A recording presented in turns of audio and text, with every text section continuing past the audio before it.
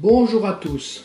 Si la conjecture de Syracuse vous interpelle, je vous propose de la réexaminer de fond en comble dans un langage très accessible. Règle du jeu. Choisissez un entier n. S'il est pair, divisez-le par 2.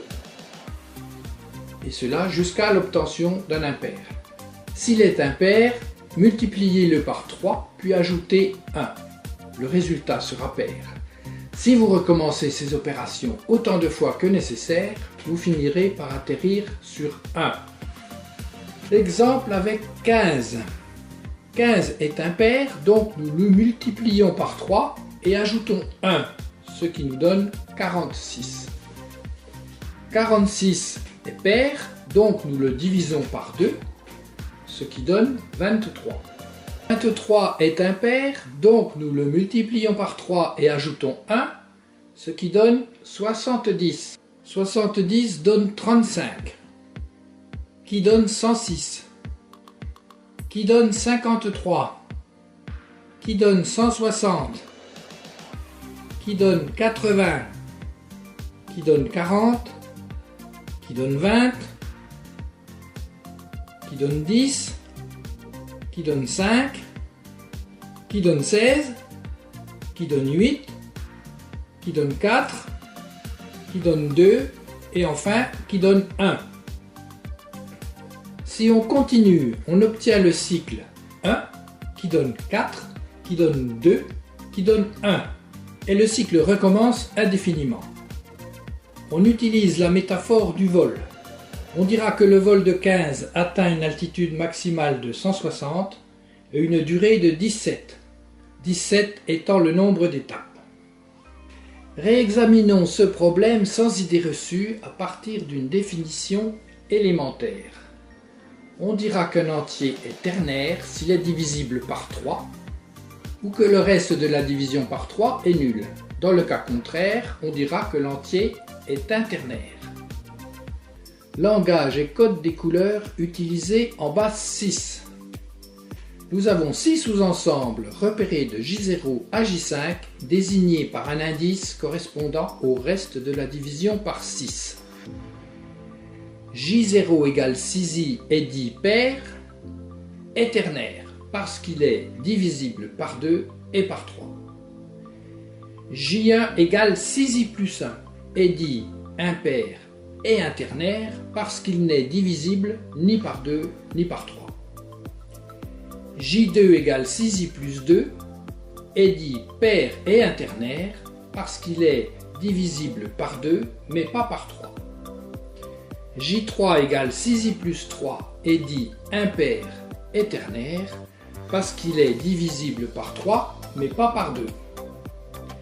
J4 égale 6i plus 4 est dit pair et internaire parce qu'il est divisible par 2 mais pas par 3 au même titre que J2. J5 égale 6i plus 5 est dit impair et internaire parce qu'il n'est divisible ni par 2 ni par 3 au même titre que J1. Reprenons la décomposition d'un entier n en facteurs premiers. N égale 2 puissance p que multiplie 3 puissance t, que multiplie 5 puissance a, que multiplie 7 puissance b, etc., etc. Tous les exposants appartiennent à grand N. Le crochet représente l'ensemble des entiers impairs et internaires. Rappelons que internaire signifie non divisible par 3. Pour i, p et t appartenant à grand N, on peut écrire n égale 6i plus 1 ou exclusivement 6i plus 5 que multiplie 2 puissance p, que multiplie 3 puissance t. Les 4 cas possibles, si p égale 0 et t égale 0, alors n est un entier impair et internaire. N égale 6i plus 1 ou exclusivement 6i plus 5. Appartient à J1 égale 6i plus 1 ou J5 égale 6i plus 5. Les matheux diront congru à 1 ou à 5 modulo 6. Si p égale 0 et t différent de 0, alors n est un entier impair et ternaire. N égale 6i plus 1 ou exclusivement 6i plus 5. Le tout que multiplie 3 puissance t. Qui peut s'écrire autrement, n égale 6i plus 1 ou exclusivement 6i plus 5. que multiplie le crochet 3 ou exclusivement 9 ou exclusivement 27 ou exclusivement 81 ou etc. appartient à J3 égale 6K plus 3 ou encore congru à 3 modulo 6. Si P différent de 0 et T égale 0, alors N est un entier pair et internaire. N égale 6i plus 1 ou exclusivement 6i plus 5, le tout que multiplie 2 puissance P, qui peut s'écrire encore N égale 6i plus 1 ou exclusivement 6i plus 5, et on remplace 2 puissance P par 2 ou exclusivement 4 ou exclusivement 8 ou exclusivement 16 ou etc. Appartient à J2 égale 6K plus 2 ou J4 égale 6K plus 4. Congru à 2 ou à 4 modulo 6. Si P différent de 0 et T différent de 0, alors N est un entier pair et ternaire. N égale, on retrouve le crochet 6i plus 1 ou exclusivement 6i plus 5, que multiplie 2 puissance P, que multiplie 3 puissance T. Nous sommes donc dans le cas général, qui peut s'écrire encore en développant 2 puissance T remplacé par 2 ou exclusivement 4 ou exclusivement 8 ou exclusivement 16, et le 3 puissance T remplacé par 3 ou exclusivement 9 ou exclusivement 27 ou exclusivement 81, etc. Appartient à J0 égale 6K ou encore congru à 0 modulo 6. Un autre aspect élémentaire des entiers naturels, leur périodicité. Les entiers naturels peuvent s'écrire comme des fonctions périodiques au moyen d'une période t et d'une phase phi. N égale ti plus phi. Ti et phi appartiennent à n. On peut choisir une période multiple de t pourvu que l'on respecte l'équipartition des phases. Exemple, n égale 2k plus 1 peut s'écrire en multipliant la période par 2. N égale 2k plus 1 égale 4i plus 1 ou exclusivement 4i plus 3. Correspond à l'écriture des impairs en base 4. Autre exemple, si on multiplie la période initiale par 3, on obtient n égale 2k plus 1 égale 6i plus 1 ou exclusivement 6i plus 3 ou exclusivement 6i plus 5. Correspond à l'écriture des impairs en base 6. Et une infinité de décompositions sont possibles pourvu que l'on respecte l'équipartition des phases. Transformation de Collatz directe 3n plus 1. Première séquence. Si n est impair, on fait 3n plus 1. Multiplier un impair quelconque par 3, c'est se garantir un résultat impair et ternaire. En ajoutant 1 à un impair ternaire, on obtient un résultat toujours pair et internaire. La transformation de Collatz fait passer dans un premier temps d'un entier impair quelconque, 2k plus 1, à un entier pair et internaire, 6k plus 4, égale 2 facteur de 3k plus 2. Deuxième séquence. Si n est pair, on divise par 2. Suivront alors un certain nombre de divisions par 2 qui nous conduiront inéluctablement vers un impair internaire appartenant à J1 égale 6i plus 1 ou à J5 égale 6i plus 5. Transformation de Collatz inverse ou réciproque, n-1 sur 3. Réciproquement, les multiplications par 2, sens de l'arbre, conduisent aux suites infinies. 6i plus 1 qui multiplié par 2 donne 12i plus 2, qui multiplié par 2 donne 24i plus 4, etc. etc. On applique la transformation réciproque n-1 sur 3 aux éléments appartenant à J4 égale 6k plus 4, en bleu. 24i plus 4 va générer 8i plus 5, 96i plus 16 va générer 32i plus 5, et 384i plus 64 va générer 128i plus 21, etc. L'impair internaire 6i plus 1 génère une suite infinie d'impairs dont la période grand T est une puissance de 2 d'exposants impairs et dont chacun des termes, sauf le premier, 8i plus 1, se déduit de son prédécesseur n par la relation 4n plus 1. Nous appliquons la même procédure à l'impair internaire 6i plus 5, qui multiplié par 2 nous donne 12i plus 10, qui multiplié par 2 donne 24i plus 20, etc. etc.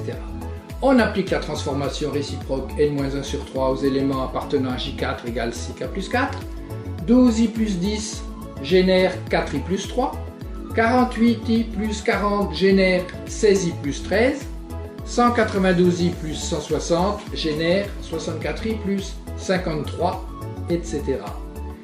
L'impair internaire 6i plus 5 génère une suite infinie d'impairs dont la période grand T est une puissance de 2 d'exposants pairs et dont chacun des termes, sauf le premier 4i plus 3, se déduit de son prédécesseur n par la relation 4n plus 1. Une approche géométrique va nous permettre de mieux appréhender les transformations réciproques. Petit triangle, on part de 6i plus 5 qui, multiplié par 2, nous donne 12i plus 10. 12i plus 10 appartient à J4, ensemble des transformés. Appliquons la transformation réciproque, on obtient 4i plus 3. Refermons le triangle, on obtient une transformation équivalente entre impairs. 6i plus 5 nous donne 4i plus 3. Grand triangle, on part de 6i plus 1 qui multiplié par 2 nous donne 12i plus 2 qui n'appartient pas à J4 mais à J2. Multiplions une nouvelle fois par 2, on obtient 24i plus 4 qui appartient à J4.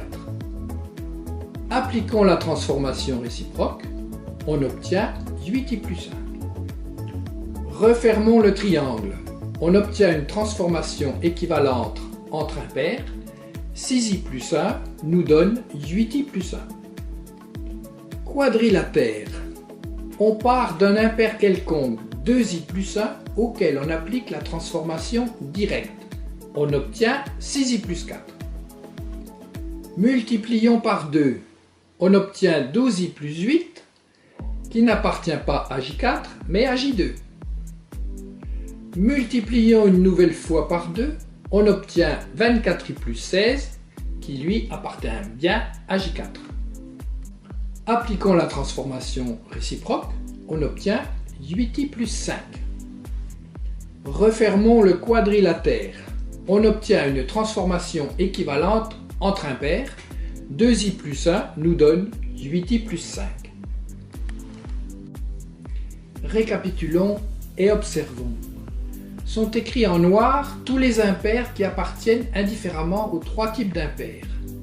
Leurs périodes respectives 2, 4 et 8 appartiennent aux puissances de 2 et sont donc premières avec 3. Tous les prolongements conduisent indéfiniment à des quadrilatères répondant aux mêmes lois, soit 1. Transformation 3n plus 1, 2. Multiplication par 4, 3. Transformation réciproque n-1 sur 3. Effectuons le bilan côté feuille de l'arbre des impairs. Nous avons les deux triangles et le quadrilatère qui nous fournissent trois sous-ensembles de J4, respectivement 12i plus 10, 24i plus 4 et 24i plus 16, auxquels correspondent bijectivement et respectivement 4i plus 3, 8i plus 1 et 8i plus 5. Pour i appartenant à grand N, les trois sous-ensembles de J4 sont équivalents à 6k plus 4 égale J4, et les trois sous-ensembles des impairs sont équivalents à 2k plus 1. Tous les impairs n égale 2k plus 1 et leur transformés 3n plus 1 égale 6k plus 4 sont représentés du côté feuille de l'arbre des impairs de Collatz. Démonstration. On observe que les phases 5 de 8i plus 5 et 1 de 8i plus 1 sont en opposition. La contraction est donc possible. 8i plus 1 ou exclusivement 8i plus 5 est équivalent à 4i plus 1. De même, 4i plus 1 ou exclusivement 4i plus 3 est équivalent à 2i plus 1, d'où le résultat 8i plus 1 ou exclusivement 4i plus 3 ou exclusivement 8i plus 5 est égal à 2k plus 1. Tous les entiers impairs sont donc concernés par la conjecture de Collatz. Et il est trivial d'ajouter, comme tous les entiers pairs convergent vers leur impair générateur, la conjecture est avérée pour tous les entiers naturels. Et pour terminer sur une plaisanterie, nos chers voisins, les entiers sont représentés sur un diagramme circulaire. Conversation entre deux cousins. L'entier naturel impair ternaire J3 égale 6i plus 3. Dites à son cousin entier naturel pair et ternaire J0 égale 6i. J'ai des voisins bizarres, ils ne sont ni impairs ni ternaires. Et le cousin J0 égale 6i de répondre: et tu crois que les miens ne sont pas bizarres? Ils ne sont ni pairs ni ternaires. Je vous remercie de votre attention et à bientôt.